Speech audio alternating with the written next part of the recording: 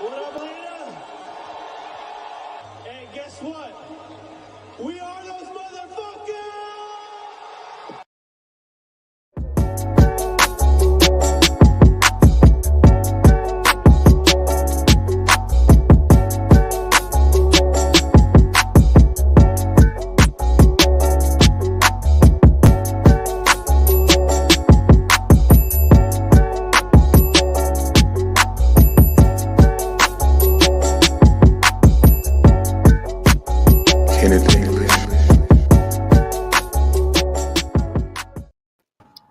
Hello, and welcome to Frolfcenter.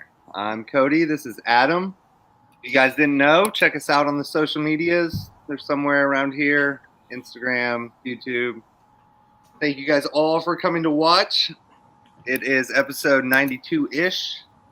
Adam, how you doing tonight? I'm good, man. You hate doing the intro, don't you? Kind of. Kinda, yeah. I was like, I forgot we didn't even discuss it, and then you were doing it. I was like, oh, Cody's doing it. I forgot. I'm good, man. How are you? Are things? I don't even know the date. It's the 31st. 20. Yeah, it's just barely not the first. We know that because Austin's way better at doing the intro. Yeah, he's at Chim's house. So shout out to Austin and Chim tonight. Hope you guys are having fun with his pappy over there. Saying it was pappy, his disc golf pappy. Yeah, I don't have a whole lot about fun stuff to talk about, like for all the top of the show stuff. I still haven't found my 2018 Sexton that got lost at Ferguson Park. So that's bumming me out. I'm drinking a margarita tonight. What are you drinking, Codes? Whiskey and ginger ale. Imagine that. That seems about right. Right into national news. Yeah. Okay. We know what's going on here. We know. Yeah, I know. I'm keeping an eye on it. SeaTac Takeoff is pretty much like the only big pro thing going on this weekend. Over at MPO, it was the 2021 Frolfcenter Magazine's best dressed golfer taking MPO, Joel Freeman, coming in looking like a box of crayons that got melted in the car and just whooping everybody. That's such a good painting to make when you're like 10 years old. I know, dude. That's like the best one. You give it to your parents and they're like, oh my God, this is amazing. It's like, have you ever seen the thing where the guys melt the crayons? Like you put them in the window or something, you hit them with a blow, or you'll hit them with like a heat gun. It kind of, I like Joel Freeman's style. Chandler Kramer, Kyle Cowtree, Luke Sampson, Evan Scott, Carter Aarons, Andrew Marweedy, rounding out the top, tied through 5 right there. Nathan Queen down 11, Chandler Fry in 11.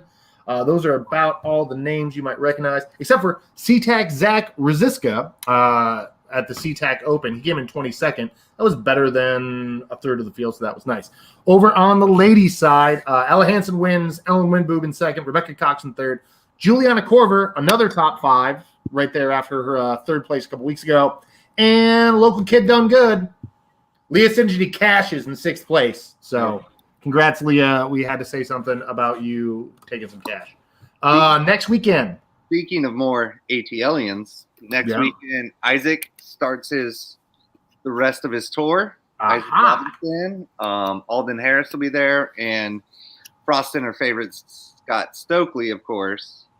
But I feel like it's coming, man.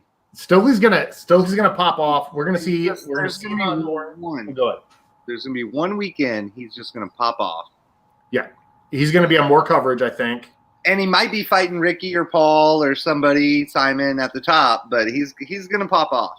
I think he's gonna be good. I'm happy for him. Yeah, it's gonna be good. He's gonna crush. He's got all the medicines. He's got all the amino acids. He's really ready to go.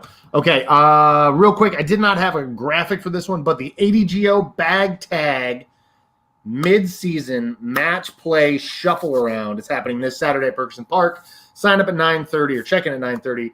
Tee off at 10. Go to Disc Golf Scene, look it up. You can sign up there. You don't have to pay anything up front on Disc Golf Scene.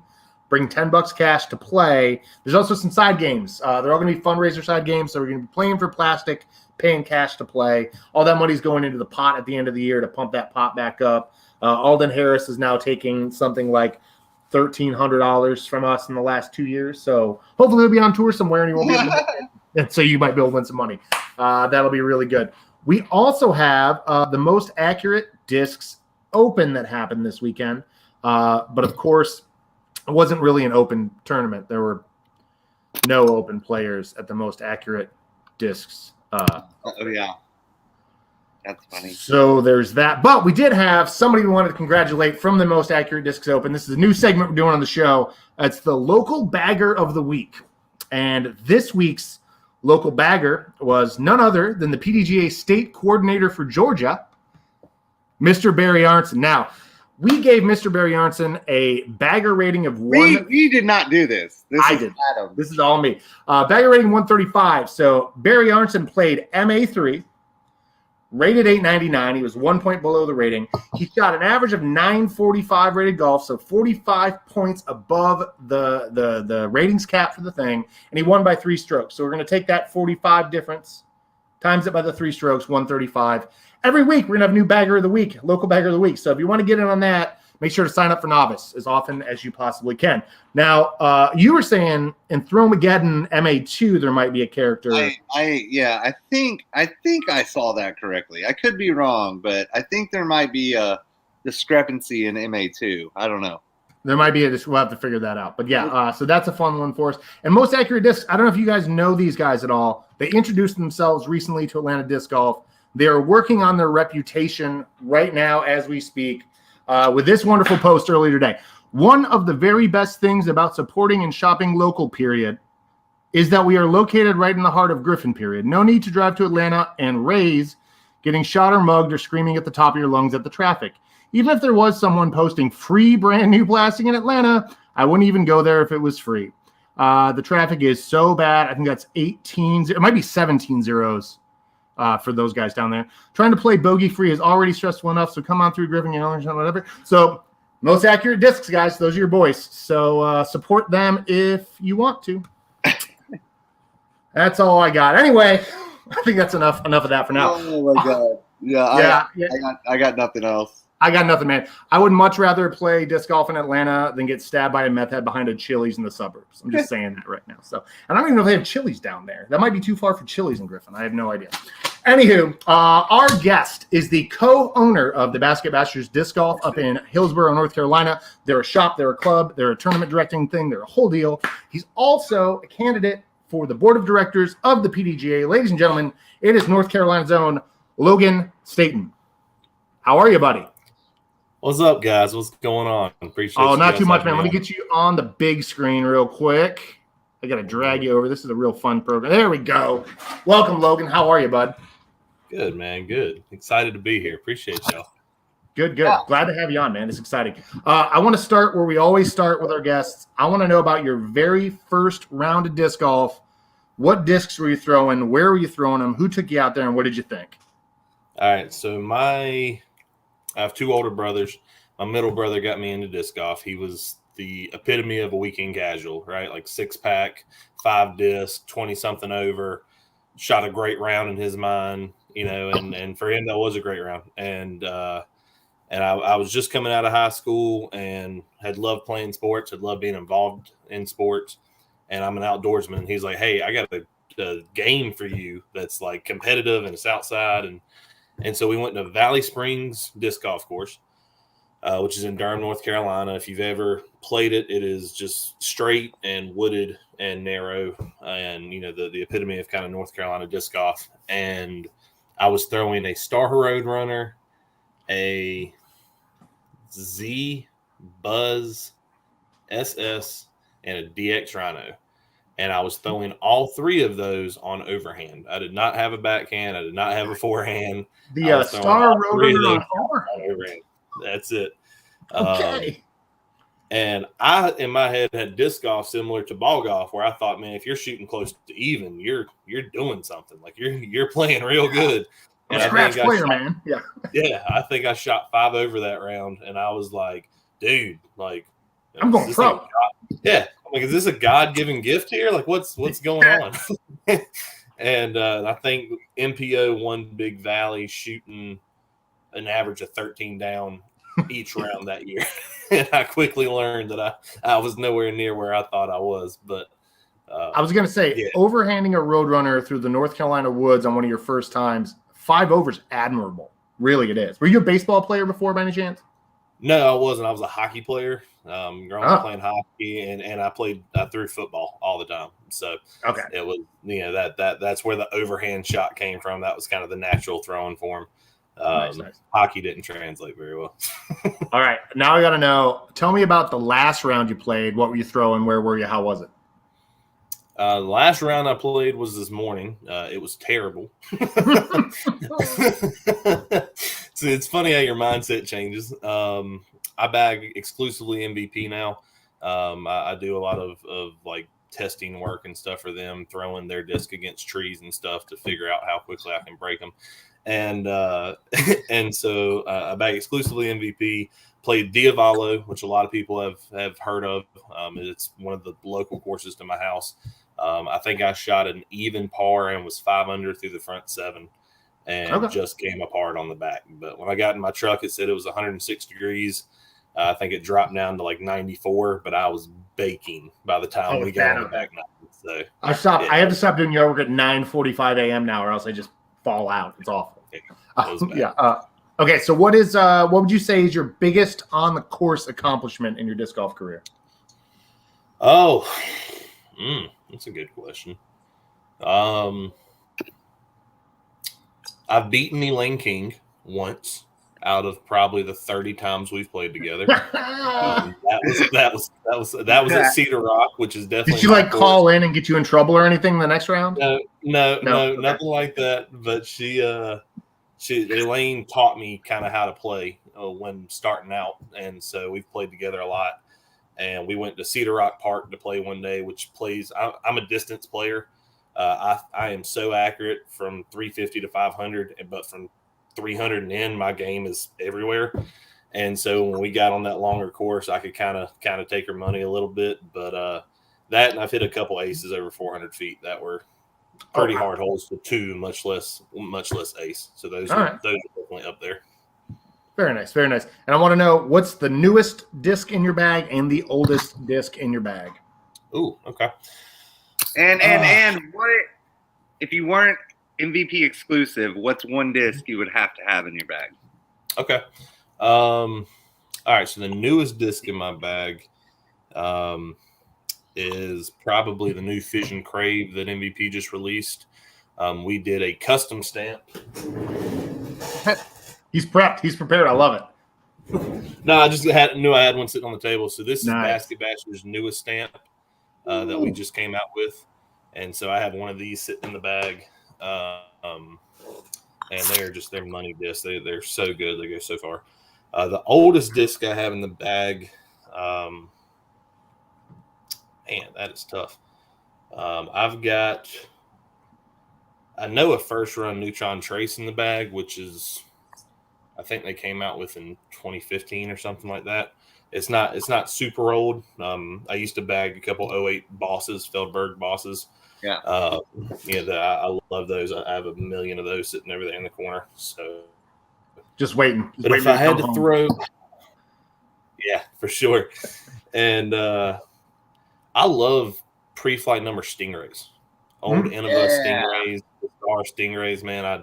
I threw those things so well. I have 3 or 4 of them I threw until I switched over to all MVP, and they were just so money for me that I've always enjoyed those discs. Yeah, I feel like the Stingray's due for like the resurrection. Like the Roadrunner got cool again. The Stingray is going to get cool again. Yeah. Halo Stingray! I have Metal Flake Stingrays at the house. Those things are insane. They fly real weird, but they're fun. Let's start the Halo Stingrays. Honestly, the Coyote, little Halo Coyote. Or a Spider. I threw a Spider for a little bit. I enjoyed the Spider. That would be a good one.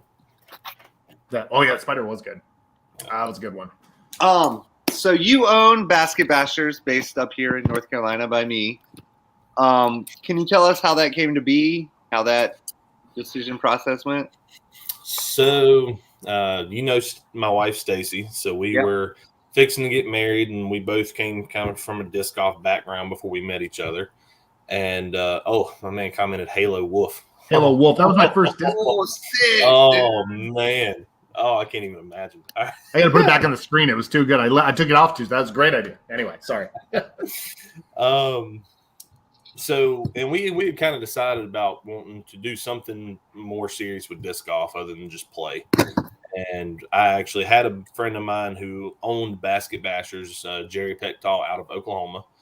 And I was a big customer of his and stuff. And he was selling out of it. He had started it, I think it was in the 60s. He had started it with his grandson to kind of give him some side cash going through college. And so he was getting out of it. His grandson had graduated college, and he was getting out of it. And I said, hey, me and my wife are looking at starting up a business. And at the time, he was all MVP only. And MVP has a huge fan base, right? Like the people who love MVP truly love MVP. Yeah. And so he really had a good customer base because he was MVP only. He had a big online presence. And so we reached out, we chit-chatted back and forth, and we were able to buy it from him, buying his leftover inventory. I flew out to Oklahoma on January 2nd, got a big U-Haul truck, filled it full of discs, and drove 18 and a half hours back to North Carolina. And yeah, it was fun. It was a cool experience. So that's really like you're like both feet in, deep end right there. Yeah, absolutely. Yeah, we were getting married in February, and this was so we had like basically a month. We got married February 8th. We bought this company January 2nd, and then freaking COVID hit in March, and it was like we had a very successful business that we didn't know how we were running it because it just got up, talk about sitting on the bomb, right? Yeah, for sure. So the timing was perfect. It was completely lucky, but it was you got to catch your good breaks and your bad ones, and we caught a good one on that one, and so yeah, that's how we got started out. So what all does Basket Bashers do? Or do you guys have a retail store? Are you hosting tournaments? A little bit of everything, online sales?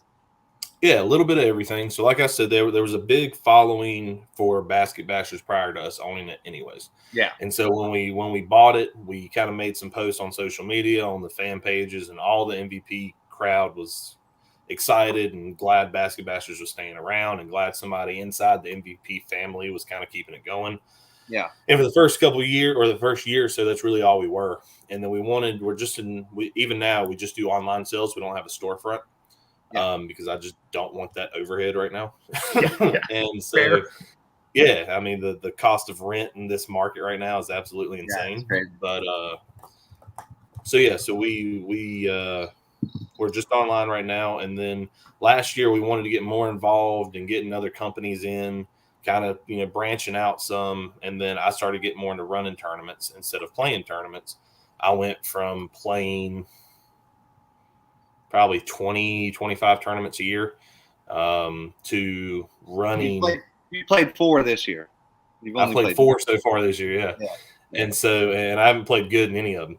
But it's welcome to the life, bro. Welcome. I know, man. I know. It's like I was telling Jay Pontier, the designer of Diavolo today.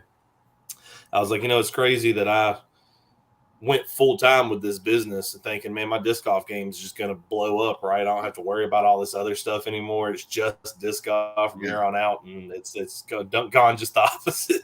I'm on the course worrying about everything else, but now we're holding tournaments. We're hosting tournaments. I'm assisting in a lot of tournaments. We're holding. It's going to be close to 20 by the time the year is over that we are either hosting or I'm assisting with. And then next year we're having 35 sanctioned events on the schedule. So that's going to be in 5 different states from Georgia, South Carolina, North Carolina, Virginia, and the eastern part of Tennessee. Where are you coming to Georgia? You figured that out yet?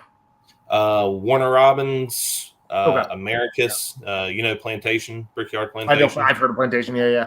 So we'll actually be down there in September holding a amateur only B tier. Nice. And then I'm trying to get more into the Atlanta crowd, the Atlanta scene. Not saying I want to go down there and get shot or anything like that, but Logan. Logan, then you better go out to Douglasville or Griffin, my man. Go down to Griffin. You don't deserve to do one in Atlanta if that's how you're going to talk. Yeah. I saw that Facebook post today, and I was like, wow, they really just went hard out with it, man. You know what it was? Like, they did the tournament on the weekend. They had Monday to drink. He had to get back to equilibrium today. Probably started drinking at noon. So I'll give him the benefit of the doubt on that. But, you never know. Anyway, sorry. No, Atlanta would love to have you, though. You're for sure. Wonderful tournament director. So what's your favorite part of the job? It's got to be tournament directing, in all honesty. Yeah. I mean, like, I love everything about doing this business from the time. I mean, there was last night I was filling orders from like 11 p.m. to 1 a.m. because we had 2 different tournaments this weekend, C-tier Saturday and a C-tier Sunday. Our C-tier Sunday had 153 people in it as a flex start C-tier. Wow. Yeah, I mean, it was phenomenal. But it's when you're sitting there and everything's hectic first thing in the morning, you're getting people checked in, you're getting players packs, you're answering questions, you're calling players meeting. After that, when everybody goes to their hole and you call 2 minutes and you call start and you're sitting there in the shade with all, close to 2,000 discs, 2,500 discs we have in inventory just sitting out there for everybody to like look through, and people are coming by and I'm shooting like crap, or no, it's great, it's going well, and da-da-da-da-da. And you're sitting there kind of shooting the breeze with everybody. It's really relaxing and cool to sit back and go, this is me. This is my gig now. It's a cool experience. King of the Castle. Are you vending at all your own tournaments too? Is Basket Bashers doing like are you also doing vendor cash, like payout for the AMs and stuff? Correct. Nice. Yep. Nice. Cool. One-stop shop. That's it. Yeah. Try to. What's the most tedious part of the job? Taxes? Taxes and inventory, and I'm lucky because, and I say this jokingly and somewhat seriously, I'm a smart guy when it comes to disc and knowing the business side of things. But when it comes to like an Excel document that's 40 pages long and 7 different tabs, I'm lost. Like I am, and it's not that I can't be more focused on it. It's just I have a wife that's what she loves to do. And I'm able to kind of pass it off to her. And she's like, I just want to be on the back end of it. She's like, I don't want to be in the public. I don't want everybody to see me and da-da-da-da-da. She's like, I just want to sit here and do the back end of it and handle everything. And she's a financial guru. And I'm very happy to have her doing that. I don't know. Stacy's face instead of your face would be just way better. I mean, I've encouraged her. I'm like, look, I'm just kidding. All right, so last little question about this stuff. What's something you see at other tournaments that as a TD drives you crazy? Repetitive players packs. That's my biggest pet peeve, and that's what we're focusing on with Basket Bashers. So to give you kind of a breakdown, like I think last year, I actually ran the numbers on this. I have it, I think, saved in my phone. I think I ran. Good. Sorry. No, the best player pack item I ever received was at my own tournament, and it was a pair of Adidas Terex shoes because I got a deal with them at half off. Yeah. And I mean, it was $100 tournament, but everybody got a pair of fucking shoes. Yeah. I mean, Yeah, that's awesome. And that's what we're trying to do. I mean, I think last year I played in 20 or 21 tournaments overall, and I think in 13 of those, I got the same koozie, sticker, mini, Innova hat, and disc, right? Yeah. And not that stuff's not cool, but when you get it 13 times in a row, it gets old, right? And especially if you don't throw Innova or you don't throw whatever brand is being given out, right? And so what we try and do with Basket Bashers is we try to have every one of our tournaments have a different, main item. So, for instance, our amateur showcase. Go ahead. Polecats. Stop. Get out of here. Good resale value, I guess, right? Not right now for the next 3 weeks. I was saying not so long, But but our amateur showcase that we hold every year, it's the amateur only B tier. Last year we had a MVP Voyager Light bags, which is like the watermelon bags, the watermelon edition. That was the players pack item, and I think entry to the tournament was $65 or $70, and you got this bag. I think this year we're trying to do MVP black hole baskets for the players packs. Wow. And we try and keep the entry fee again $75, $80. I mean, as close to what we can kind of do as wholesale, but still be able to pay for PDGA fees, pay for course rental, pay for whatever we need to pay for, and not kill ourselves. But we did custom hats for a tournament. These hats. We had 6 different colors that were in players packs this year. Yeah, if you ever want to send us some hats, man, we'll wear them on the show. I know one of the guys that runs this thing or helps with it at least. I'll hook him up with some. Okay. Yeah, you know that one guy. The loud one. Yeah. The loud one. Yeah, you got that right. What does the shipping look like on 72 baskets? Have you gotten that far yet? It's a lot. It's certainly a lot. Yeah, I was thinking, like, where would I put 72 I'd build another house. I'd build a bedroom off the back. You know, the box. We got smart when COVID hit. We went and got a storage unit and kind of locked in a rate when the storage units were decently priced. And so, like, you know, monthly we pay like $40 or whatever for the storage unit. And like sometimes it's empty and sometimes it's chock full of stuff for players back. Yep. And it's like I don't need to go out there and get it until a couple of days before the tournament and put everything together. So, you know, we run it that way. We have a shop outside of our house that we keep all of our like inventory and stuff in. We can go in there whenever we want. And we got there. No, Cody's got to come over and do some drinking some night and look through disc and just hang out. But yeah, did I hear you crack a beer? What are you drinking? Did you crack something? Me? A beverage? Yeah, what you got? No, I'm sipping on water. Oh, okay. Thought I heard a beer crack, and I was like, that wasn't me. Okay. I got to stay professional on the podcast. Once it gets off, I've got some Red Oak in the fridge I can lighten up with, but for the meantime, I've got to. Speaking of professional, yeah, it's like you're reading the script, Logan. I love that. Our guests always do this. You're running for the board of directors of the PDGA. I am very interested in having you on because the PDGA has put limits on who's allowed to come on this show now. So we have to get you before you work for them. Yeah, then you can't come on. Then you're cut. Robert Leonard's be like, no. Is Danny Voss be no, sir. No. You got to get a permission slip, a hall pass to come on Frolfcenter. It's so funny now. That's Justin Menichelli's fault. It's Danny's fault because he doesn't like Atlanta United, and he's a that's what it is. That's Orlando City fan. So, but real quick, I have to say this fella here, Chaser 98K, for being less than 24 hours after the Hurricanes lost. Oh, looking good. Hey, I've only lived here for 2 years, and I'm a fan now. I don't even know how it happened. I know nothing about hockey. I've never watched a game in my life. I know Wayne Gretzky was good. I know the draft picks, Ovechkin, and the Cosby guy. That's all I know. But go Canes! I'm going to kill you, Cody, if you just called Crosby Cosby. I swear to God. Crosby. Oh, God. See, yeah, that's it right there. Yeah, it's, that was all for Robert Leonard. Robert, I hope you're watching. Yeah. Yeah, anyhow. Okay, so but you are running for the board to bring it around full. I do want to talk to you about this. First, I want to know, and you put this in, you have a candidate video out there on YouTube. People can go watch that, and they're going to get some of this information, but they're here now, so we're going to talk about it here now. Sure. What is going to make you a great candidate for the PDGA, and is it just because you love Zoom meetings? Yes and no. A couple things. So typically, if you take a look at the PDGA board, it's typically people that can play age-protected divisions. Mm-hmm. And so I think that being that I just turned 25, I've been around disc golf for, Cody. God damn it. Like, screw you, man. Cut him out. Cut him out of the show. I wore my MA40 outfit with my dad hat and my sweater tonight just to look professional, you know? We're done. But yeah, I just turned 25. And so, and I knew disc golf prior to the COVID bump, right? Like my PDGA number is 97730. I was in before the 100,000 mark. I remember when that was hugely celebrated.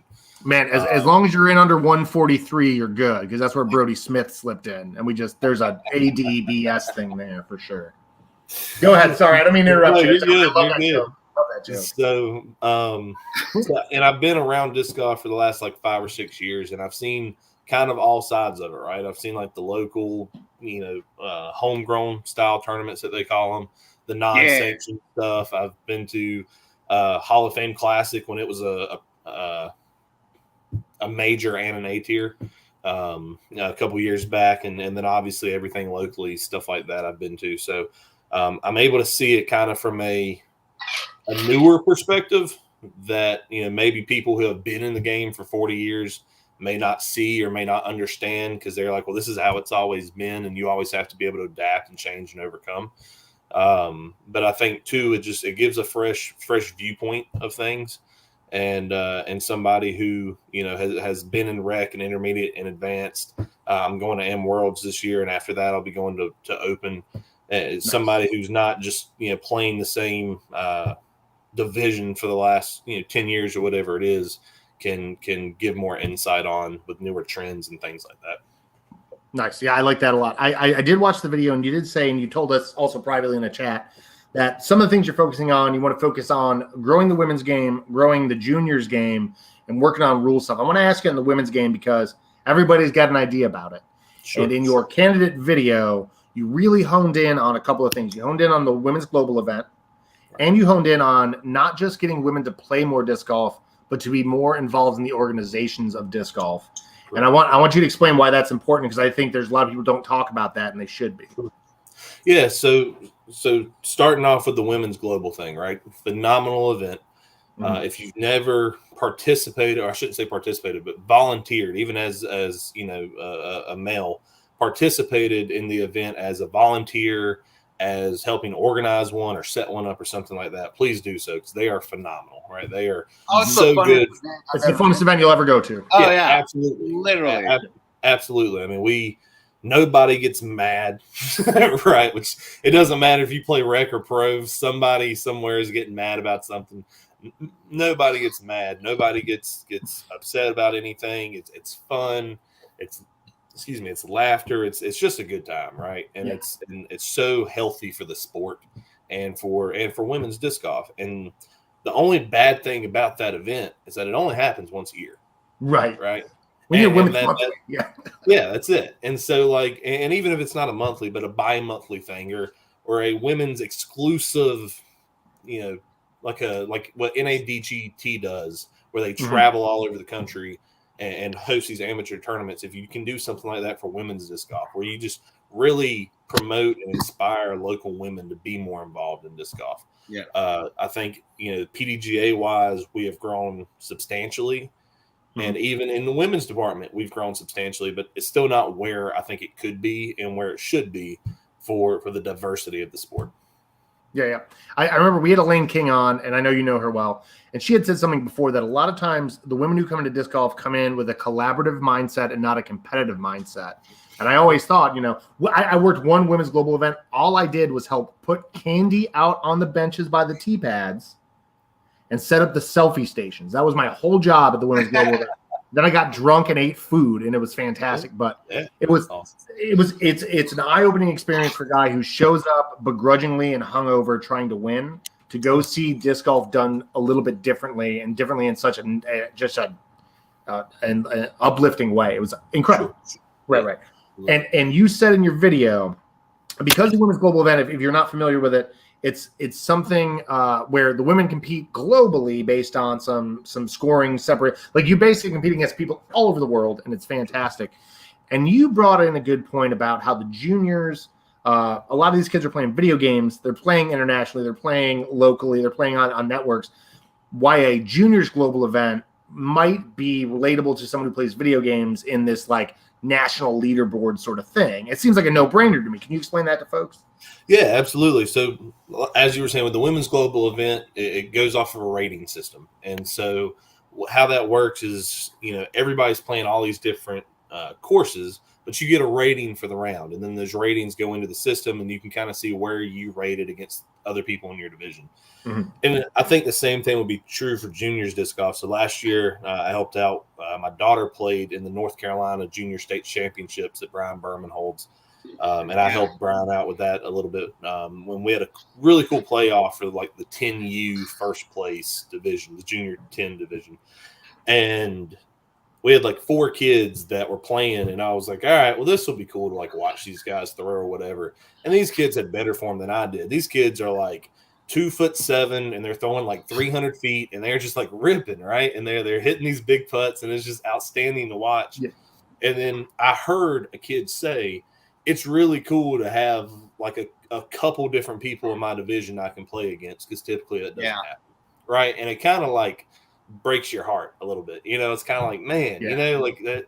And I can't imagine playing intermediate or playing advanced in a tournament where it's the same 1 or 2 guys every tournament that you're playing with, right? And it's I can understand how hard that would be.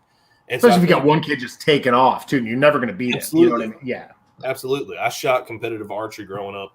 I have a whole bunch of second place trophies. and the kid, the kid who always got first was the same guy, and he shoots professionally now and on tour and stuff. And it's crazy to see that we were playing together against each other because we were in the same division. But man, he was so far past me in talent, right? And so I think a juniors global event would be phenomenal because it can kind of show them like, oh hey, I didn't shoot that well, but I shot the 5th best out of 80 people in my division. Yeah. And so, like, you think you play your home course a lot, and you're like, man, I shot like crap today. But then when you see how you compare against other people throughout the world, it's really inspiring, right? It's like, man, wow, I'm actually a lot better than I thought I was, maybe. Well, yeah, what was that? When we had the global putting challenge, was it Thomas Gilbert who hit like 125 putts from 20 feet in a row? And everyone just went, what just happened? Like, there's a video of him. It's like 30 minutes of him just hitting putt, like continuous video. I did one before we move on. I have an ad lib that's not on the script, but I wanted to ask you. There was something that's been going on in disc golf a little bit in the last 2 years, particularly as the DGPT has kind of risen to prominence, where some of the leaders in the sport have openly suggested they would rather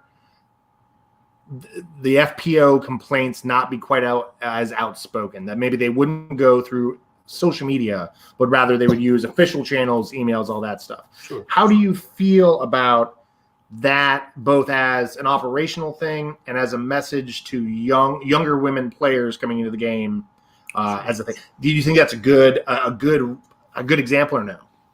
Yeah, absolutely. One, I think that's a great question.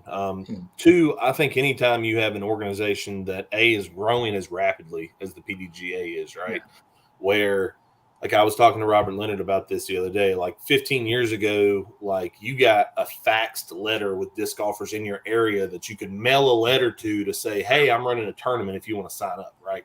Like, it has changed so much. And so continuing to adapt, and I think something like that is phenomenal, where you have a strategic department, so to speak, or a couple members, either of the board or of the staff of the PDGA, that you can reach out to and say, hey, here's my official complaint. This is why I feel that way. And having either like a board vote on it or a anonymous kind of call for, say, women's disc golf or whatever you want to call it, where you say, hey, here's a local or a recent complaint that we've had. What do you guys think of this? Here's some voting suggestions, stuff like that. We're seeing that with recently PDGA inducted a medical committee, right, to help with stuff like that. They just recently developed a subcommittee for gender-based divisions, right, because that's such a hot topic right now. So I don't see why we can't incorporate something like that as well to help sustain the growth of women's disc golf in the sport. Kind of like a hotline too, yeah. And I just kind of wonder sometimes, because I know Paige was outspoken, and we got into a bunch of trouble when Justin Melke came on and said, well, Paige is being self-serving and her social media posts are all about her, yada, yada, yada. There's got to be a line, though, at some point, right, where maybe this has to go beyond the organizational structure. Like DGPT might be screwing up, and somebody might have to get online and say, hey, PDGA, could you look at this? Because this doesn't seem right. Sure. Yeah, absolutely. Okay, funny question real quick. As a PDGA board member, what type of tree would you be and why? That is such a chaser question. So Shay is actually a team member of Basket Bashers. So that's why he's just trolling me right now. It's all Shay's doing. Oh man.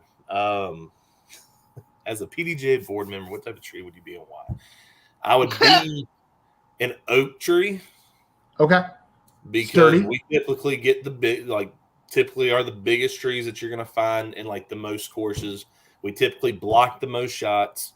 We typically get in the way and are more, get annoyed more. And we don't chip up so easily when you hit first available and it's a big oak tree, right? Like if it's a pine tree, a cedar tree, you can see the gouge in it. Oak trees are pretty substantial. So I think you're ready for that. This boy ain't no privet, y'all. Oh, hell no. Hell no. I'd say Japanese maple, but I'm not that fancy. I'm not. Yeah. I was going to say crepe myrtle, but that would just be a horrible tree to put on a course. Like a Bradford pear that just stinks all the time, right? It's just like you can never get away from the smell of it. Says he's going to be difficult. He's also going to be really expensive to remove if he's an oak tree. I'll tell you that from. All right. So without getting anything, I'm here for the long time. Without getting into anything political, Sure. Is there a rule you would change or want to change, like maybe the step putt or jump putt? Is there any like weird one out there? You want to clarify some rules. I know that's part of your platform. Correct. Yeah, well, I think like as far as clarifying them, I'm in agreement with the majority of the PDGA rules. When I say majority, I should say pretty much all of them. But I think when you read them, sometimes it becomes like a wording thing, right? Like, especially if you take your PDGA like officials exam, and it's like if they just worded the question differently, you know the answer. It's just the way that it's worded can kind of trip you up, right? It's just hard to Google, you know. Yeah, for sure. And but I think during the test. Yeah, for sure. The open note test. It's like Excel. We get it. Yeah. I mean, the 2 meter rule, I thought it's always kind of been, I don't want to say ticky tack. I understand why it's in place, right? Because it's like when you get, these courses where take somebody like Schwebby, right? Brian Schweberger, who can throw 350-foot thumbers over the top of stuff. And you get these courses that are 7-foot tall trees, and if you can go big over them, then it becomes super easy. I understand why that's implemented, but at the same time, I feel like if you have a rule in the rule book, the rule needs to be applied across the board, right? Yeah. Yes. I know that was a big thing with the OTB Open recently, is that there was like 4 or 5 holes where that that was weird. Not to all that was holes. just weird. That was so weird.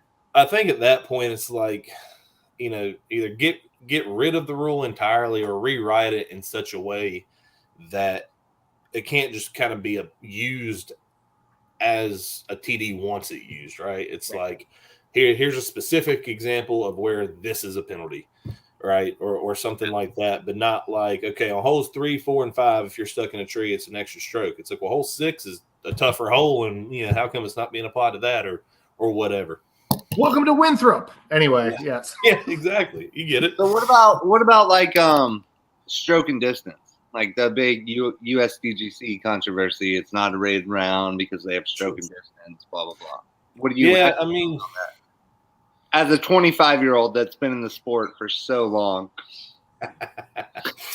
I think that it's trying to think of how to stay neutral while saying this. I shouldn't say neutral, but I don't have a strong leniency to one side or the other with it. But I think that it's just got to be an either or type of thing. It's like, and I think a lot of times I think it would benefit the player if you left it up to the player, right? If you let the player decide stroke or distance, right? It's like, do you want to give up the distance and remain here, or do you want to give up a stroke and take your penalty there? I think that's probably the easiest way to play it out, where it's also fair for the player, right? But again, I mean, USDGC is an X tier, so there's a couple of things with that doesn't even count. I know it can be finicky, but it's a fun. You're not my real dad, USDGC. You're not my real dad. Yeah. All right, fun questions time. Oh, wait, I got 2 more. I do want to hear about how do you feel about step putts? Totally good, fine. Oh yeah, I don't mind them. I've recently changed my game up to where even kind of at 60, I go through my regular putt. Like I don't, because it doesn't benefit me. But like, Raven Newstom used to be a team member with basketball. Oh yeah, whenever the Sky Breed, and Raven just makes it look so easy, right? It's like, I mean, it's just so crazy. It is. He does. He makes it look like he's just like walking, dancing on stage. He's just like, woo. I think the rule's fine where it is. I think that it could be changed or adapted in such a way to, like, for instance, they don't allow you to use video evidence for something like that. I think that it should be a thing maybe where if you get called on it the first time, right? If somebody says, "Hey, I think your foot was off the ground there," I think the second time going forward, perhaps video evidence should be allowed, because hey, well, look, we've already called you on it once and it's so close that. But then the argument's made, well, how much of an advantage is it really, whether his foot is the toes touching the ground or a half inch off of it, right? I don't think it's. Well, I think the majority of the arguments are the other foot touching first. Well, yeah. But either way, it's video evidence. Yeah. Yeah. Yeah, you're I right. don't think it's a big enough problem right now to where. No, I will agree with that. When people talk about it all, I'm like, dude, they're still making fucking putts. Like, what are we really? Can you do that? You can't do that, so you're gonna complain about it. And that's you're how more excited to see that 88-footer land than you would be for somebody to get carded or. It's just like the VAR to get involved, for sure, right? It's just like that thing in the NBA, which I don't know a lot about. But the bounce and then they jump. God, what's it called? Traveling. The pro hop. Pro hop. Yeah, it's just like a pro hop. I don't mind a pro hop. Dude, right. Pro hop and disc golf. I don't care. Just get it in the basket at this point. Also, do you think disc golf needs to get harder in any way? Yeah, so I've thought about that more or less as of late. I recently picked up an MVP Precision basket, right, where it's just just so like tiny. Oh yeah, it's the skinny one, and the only problem with that is you have so many good putts that hit perfectly, but because the chains are so close to the pole, it ricochets off, right? And it ricochets out of the cage. I love the idea personally, and a lot of people are going to hate this. Probably not a good thing for me to say during my candidacy statement here. I love the idea of like target golf, though, where like you have like a 4x4 or you have a post, and as long as you make contact with that post, it counts. Because I've had some putts that definitely should not have gone in that stayed in, and I've had some putts that were absolutely flawless putts that didn't catch, right? And then at that point, you don't have this basket catches better than this basket, or these disc catchers catch better than Prodigy baskets, right? Or anything like that. It's like he made it's always Prodigy baskets too. It's always I want to point that out. 100% Prodigy baskets. It's a problem. All right. Give me the Mach 3s all day. Find a basket that nobody bitches about, and it's going to be crazy because no one will bitch about it, and then somebody will bitch about it and be like, "Hey, we don't bitch about that." I feel like wires. I feel like we should use wires, heavy gauge wire, instead of chains. I played there's a course in Newport, North Carolina. It's just like a little 9-hole course. It's got a couple par fours. It's nothing crazy, but they painted all the baskets one color, and in the process they painted the chains. And so like when you hit the chain like bends, but that's it. Like it doesn't like flop up. It doesn't like slam way back. Like it just hits your disc and your disc slams down into the cage. That's what I'm saying. Wires, bro. I'd say the coating on some of the new Discraft baskets seem to be a little damper than. I've actually talked to the PDGA about the wire basket, and it's a long story. I think it's just like adapting and overcoming too, right? It's like we have these baskets. Might be time. Yeah, we have these baskets. I go to Old Home Depot. Yeah, is what Ed Hedrick, constituted in, 40 years ago now. And so it's like, we can just keep adapting it, but there's a way to adapt it to where maybe we change it up entirely where it's a better system. Well, Phil tried that with the Prodigy baskets. But I don't feel like y'all did. It worked for me. But. Yeah. I see it like it's either windy or calm or rainy or dry or Mach 3s or disc catchers. Like that's the way I look at it. Like it's the course, it's the wind. I put with polecats, like legitimately always have. And so I putt soft, so give me a Mach 3 all day. I do. Can I get some? Give me the Mach 3. Give me the Titans all day. I'll play Titans every day. No problem. Titan is the best disc golf. Titans is a solid basket. Titans is a solid basket. We do have some when it's filled with concrete. Oh, yeah. That's why they're so heavy. Ferguson Park, baby. All right. Favorite question of the night. Sorry. We're at the fun questions. That was a tangent. That was, yeah. Your celebrity doubles partner, alive or dead? Celebrity doubles partner, so not disc golf doubles partner. No. It cannot be a disc golf. Yeah, fuck. We're not celebrities. Brody Smith is not a celebrity. Yeah. Well, I didn't know if you meant like DGPT or just like Michael Jordan or Louis Armstrong. Yeah. Jimi Hendrix. Jimi Hendrix is a good answer. Something like that. Yeah. Yeah. Okay, you said alive or dead too. Alive or dead. Oh man, I'm gonna think about that. No, you're not. It's rapid fire. No, I'm just kidding. All right, I'm a big fan of like Mark Wahlberg, like Marky Mark. Oh, that's the second Mark Wahlberg we got. Yeah.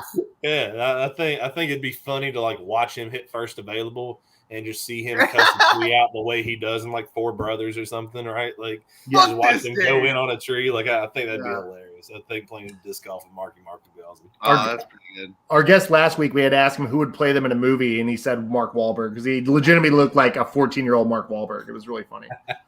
I've got a couple of viewer questions I'm going to hit you with before I ask mine. On Memorial Day, you going with a hamburger or a hot dog or both? Oh, both, bro.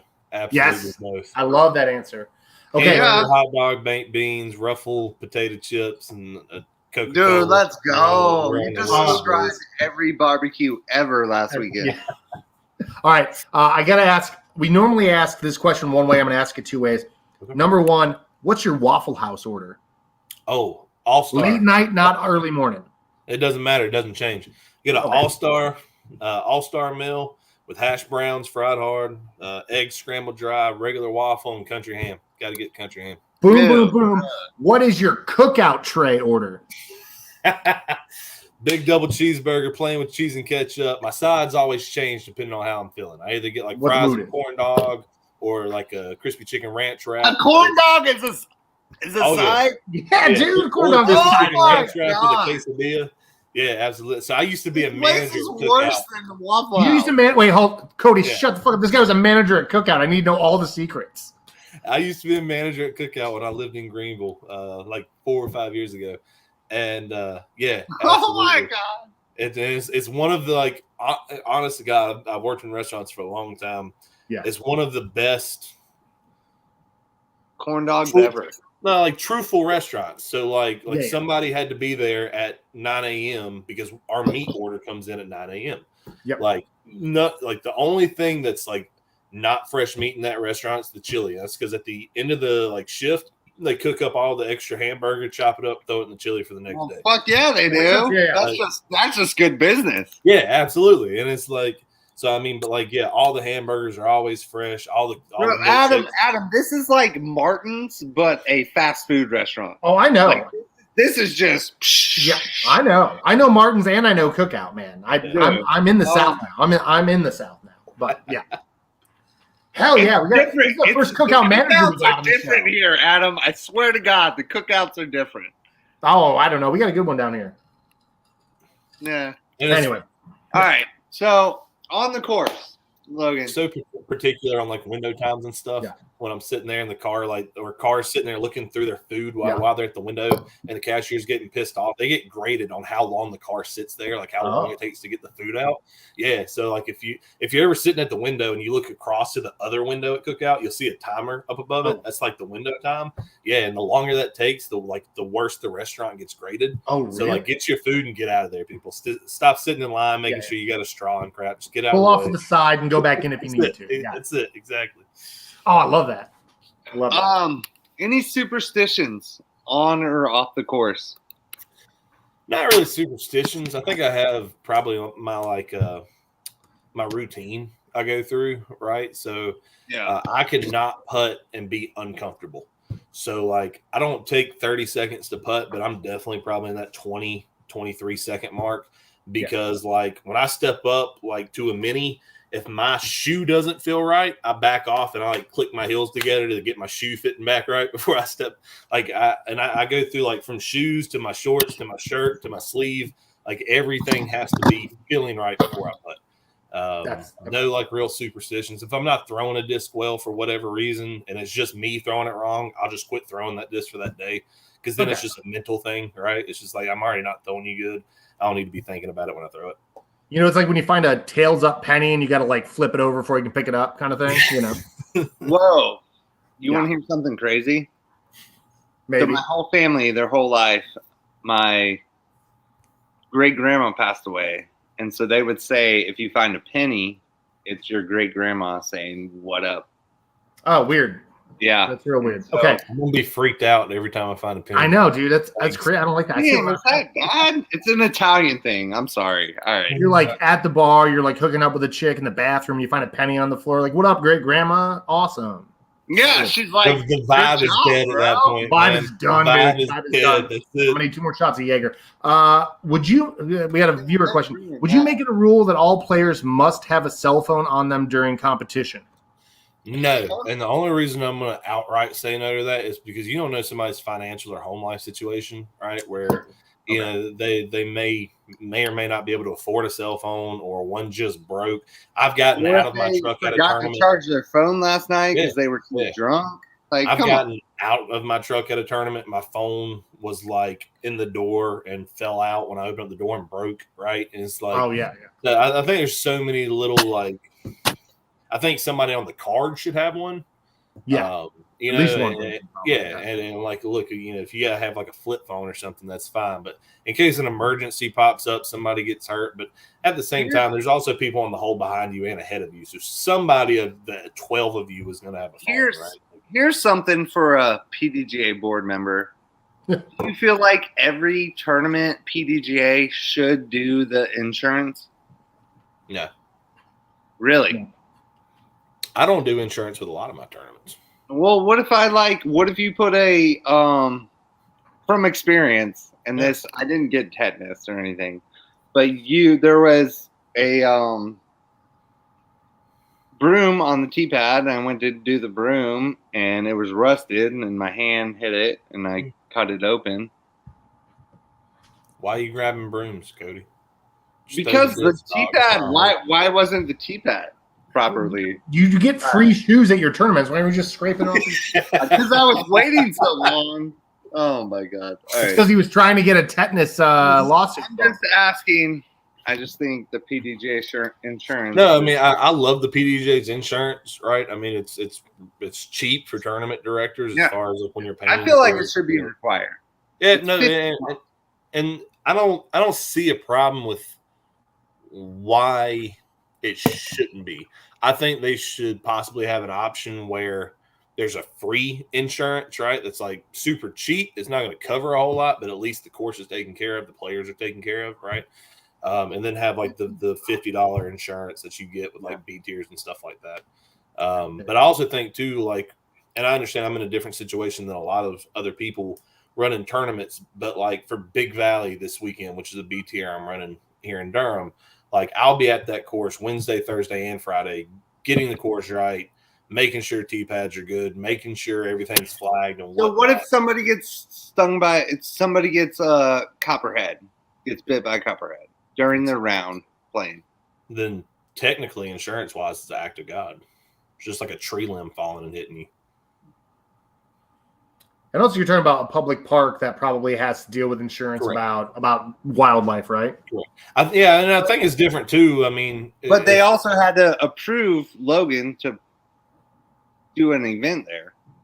Yeah, and I think it's like it's another thing too, where like if it's Diavolo or you know Valley Springs or Winthrop, or if it's like a homegrown course, right? Where you don't know the situation, you don't know. I did play one event a couple years ago where it was a homegrown course. This was a sanctioned tournament, and the guy who won the course was the TD. And there's a bunch of old farm equipment around the course, and I threw a shot that slid up underneath like an old plow, like a horse plow, like a pull behind plow, big rusty blades. And I'm like, hey, so, you know, I'm going to take relief off of this, right? Like, I'm not trying to maneuver. He's like, oh, no, we'll get you on top of it. And I'm like, no, you will not. Like, you know, yeah, it's like, you know, so, I mean, I think that, you know, that differs as well. And I think that's why the option's there. It's like, yeah, here's how you can protect yourself if you want it. If you think you're good, then you don't need it, right? Right. We got to know, what's your favorite superhero? Oh man, Wolverine, dog. My name's Logan. I gotta. Yeah, that makes sense. You know, I gotta go with that one. I mean, it's that's easy. That's easy. Yeah, like that's what I tell people. People can't remember my name. I'm like, it's Wolverine, man. Just Wolverine.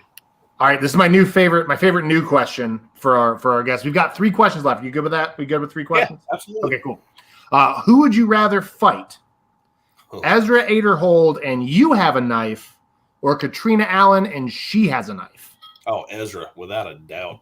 Ezra and you have a knife, and other Katrina with a knife? I fight Ezra straight up, man. Like, I'm a big dude, and I'm sure Ezra could take me, but like, I'd fight Ezra straight up. Just to get it on. Right? I really have no idea where this question came from. That was great. Sorry, that was really. That was one of my favorite ones. So, anywho, okay, good to know. But I've also known like not to be trusting of a woman with a knife, right? Like mama ain't raised a fool, right? So it's like Oh, I mean, I'm Bro's choosing. got stories. Dude's got I'm stories. choosing Katrina Allen and Ezra both times. Like, It was probably behind a Chili's next to that Most Accurate Disc Shop.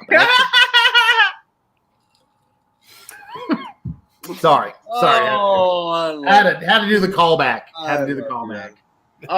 What is your favorite city you visited so far? If disc golf or non-disc golf related. We went somewhere recently. I can't remember where we went. I've been to Austin. Austin's a fun city, man. It's they closed down. Is it 2nd Street or 6th Street or whatever they closed down? It's like Thursday, Friday, Saturday. Like they even closed down like one day during the week. And just like everybody's bar hopping, there's karaoke, there's bonfires and stuff like that. But also, if you've never been to Franklin Street when UNC beats Duke in basketball, oh, dude, nothing don't else like it. There's nothing else like Franklin Street after a UNC Duke game, man. Yeah, no, you're right. I will admit that's like nothing in Atlanta compares to UNC winning or Duke winning in their towns. It's insane. It's. I was there when Clemson beat Auburn in like 2006, 4 for the national championship or to bid to the national championship. They're throwing it was great. College kids partying downtown is not a good idea. It's because it doesn't hurt them. Central of it, man. They haven't ruined their liberty. Yeah. What would be your ideal, the tournament you want to play or a tournament you want to host, or what's like the favorite tournament? That's a good one. That is the end goal, just for the record. If there's like Nate Heinel or somebody listening in, like that's the end goal is to like run a major, right? At some point, like or DGPT stop. I hate to break it to you, Nate Heinel definitely doesn't watch this show. 0% chance Nate Heinel's seen a second of this show. Somebody got an email about it. 0%. Well, maybe me mentioning them, somebody will tag them in it or something and be like, "Hey, this guy's trying to." No, not even. All right, well, we'll move on. I'm just kidding. You're good. I mean, Ledgestone, I think, is definitely up there. I mean, we had talked about trying to go out there and win this year, and it's not going to work out. But I mean, it's like 22 or 2,600 players in the tournament. Yeah, like I mean, that's just insane. You know, I mean, and then the spectators that are going to be with that. I think Am Worlds, obviously, like I said, I'm going this year, and I think that'll be an awesome experience.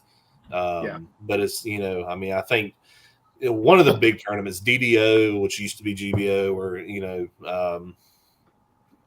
Ledgestone, something like that. Oh no, I think it happened. Attaboy. He's plugging me. He's plugging me here. Oh boy. Charles EK. All right, Logan, we've got you for like 30 more seconds. We're gonna play a little game here. It's called Dope or Nope. All right. And you have to answer if these 6 things I say are dope or nope, but you do not get to explain your answers. This is how we blackmail you for the rest of your career. Understood. Fair? Sound good? Yeah, sign up. Visual, yes is good. Visual nod. That's good. All right. Dope or nope, disc golfers named Raven. Dope. All right. Dope or nope, the word yeet. Nope. I thought that was going to happen. Dope or nope, the food at the boot room. Oh, dope. Okay, cool. I need to eat the boot room. Dope or nope, the new Mando rule. Nope. Dope or nope, visors. Nope. Oh, Damn, there you go, Adam. I almost placed that order today.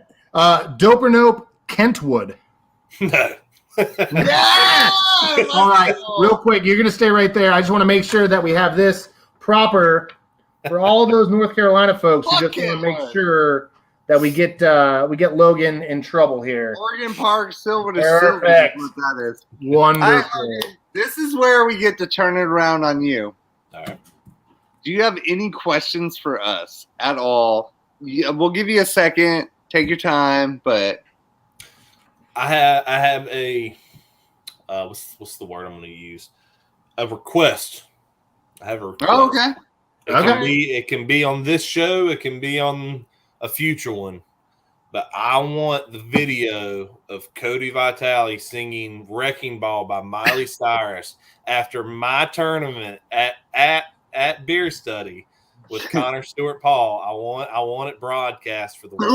Logan. Frolfermagazine@gmail.com. You send that to me. It will be the new intro to the show. But the thing is, for a month. The thing is put it in the Facebook chat we have going. Everybody who watches this show has seen me sing "Wrecking Ball" by Miley Cyrus multiple but not times. everyone who watches the show in the future. Yeah, I'm telling you, the old crew, the Atlanta crew knows. If you need to laugh, if you need to feel better, if you need to feel better about yourself, if you just need, I remember him saying this. I mean, man, it's like, and hey, it's a good pitch for basket bashers, right? It's like, this is how fun our tournaments are, right? Like after our tournaments, this is how we get down. You know, it's like we're Beer Study sponsoring Big Valley this weekend as well. So we'll be back over there this Saturday doing it all over again. Like I'll try and catch a video of Cody getting down again. We'll do nice. We'll do This guy might only be 859 rated, but he's 1,000 rated hype man. He's out there, man. He's out there without a doubt. Anyway, can we talk Logan, I'm gonna put you on the big screen. I'm gonna let you say goodbye to the people. That's all you got for us? That's no all. Other questions. No other questions? Yeah. Cody wants to get burned tonight, I think. Question for both of you then. What's been, other than your own experience, Cody, what's been your favorite players pack item that perhaps I could steal and use at one of my events going forward? Hey, you got anything? Best players pack. Okay. Dude, for me, it's got to be the camp time stool. The camp time stool. Give me a stool twice a year. The thing. Yeah, solid. So my wife, my lovely wife, say hello. Hey, Kate. Okay. Yeah. So we did the first ever women's global event.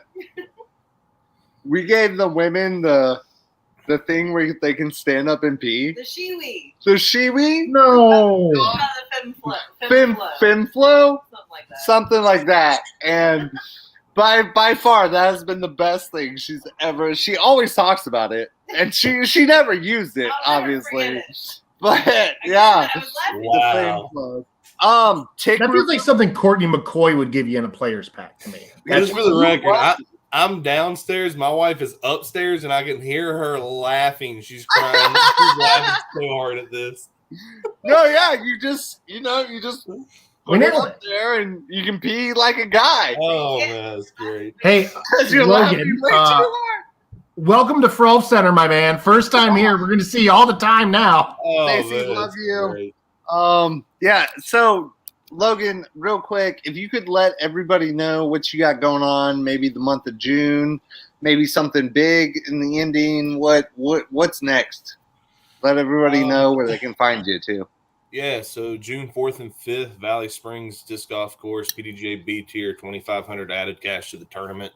Big Valley Challenge, been going on since 1996. Very, very honored to kind of take that tournament over. I'll be gone for like 2 weeks for AM Worlds. We'll be at AM Worlds for the majority of the month of June. And when we're coming back, we don't have anything to finish it off. But July 2nd and 3rd, we're holding a B tier in Rocky Mount at Sunset Park, the awesome Sunset Park. So I'm looking forward to that. Doing Body Armor State Games next weekend as well, helping Jay Pontier out. Unofficially, the South Carolina, North Carolina Amateur Disc Golf State Championships, but helping the body armor thing. Correct. All right. Logan, thank you so much for coming on. Everybody should go to basketbashersdiscgolf.com and buy some MVP stuff. Everyone should look at Logan's stuff. Vote for him if you like what he has to say. Nate Heinold, we're talking to you now officially, motherfucker. Just had to get that in so he never watches again. Logan, thanks for coming on, man. Good luck in the election. Good luck with everything. I'll come see you soon. very much. Yeah, I'm gonna come see you down in Georgia and get some. Come on down anytime, buddy. We got you. We got Waffle House down here too. shot. Awesome. All right, see ya. Oh yeah, Yeah. that was fun. Good stuff. I don't know if Logan was ready for Frolfcenter, but we were ready for him tonight. I said don't get shot, and she said it's not Durham. It's not. Ooh, Oh, God, we got to stop talking about that stuff. Anyway. Dude, thanks everybody for what? What? Huh? Logan, what an awesome guy, man.